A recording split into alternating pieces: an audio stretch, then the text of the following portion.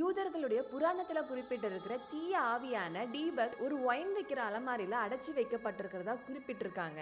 யூத மக்களின் நம்பிக்கையின்படி இந்த டீபக்குங்கிற ஆவியானது மக்களை பொசஸ் பண்ணி அவங்கள தீய செயல்கள்ல ஈடுபட செய்யுமா. 1920 தான் இந்த பாக்ஸை முதல்ல கண்டுபிடிக்கிறாங்க. பாக்குறதுக்கு நார்மலா வைனை வைக்கிற பழங்காலத்து பாக்ஸ் நினைச்சு திறக்கும் போதுதான் அதுல சில ஹாரரான பொருட்கள் இருக்கிறத பார்த்து அதிர்ந்து போறாங்க. அப்படி அதுல என்னெல்லாம் இருந்துச்சுன்னா, சில பென்னி காசுகளும், கோல்டு முடியால சுத்தப்பட்ட ஒரு பூட்டு, கருப்பு முடியால சுத்தப்பட்ட ஒரு சின்ன சிலையில அமைதிங்கிற வார்த்தையை குறிப்பிடுற மாதிரி ஹீப்ரூல ஷாலும் அப்படிங்கிற வார்த்தை பொறிக்கப்பட்டிருக்கு.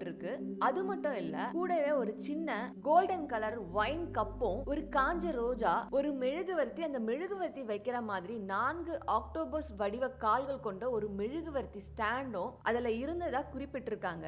இந்த பாக்ஸ் சுத்தி நடக்கிற அமானுஷ்ய விஷயங்களை என்ன சொல்றாங்கன்னா, இந்த பாக்ஸ் யாரெல்லாம் வச்சிருக்காங்களோ அவங்களுக்கு பேட் லக்கும், உடல் நிலையில அடிக்கடி நோய்வாய்ப்படுறது, இந்த மாதிரி எதனா ஒரு விஷயங்கள் தொடர்ந்து நடந்துகிட்டே இருக்கும்னு சொல்றாங்க. இப்படி இந்த பாக்ஸை முதலா கண்டுபிடிச்ச இவருக்கும் அடிக்கடி உடல் நிலையில நோய்வாய்ப்படுறதும், அவங்க அம்மா படுத்த படுக்கையா ஆகுறது, இந்த மாதிரி விஷயங்கள் நடந்ததா குறிப்பிட்டிருக்காங்க.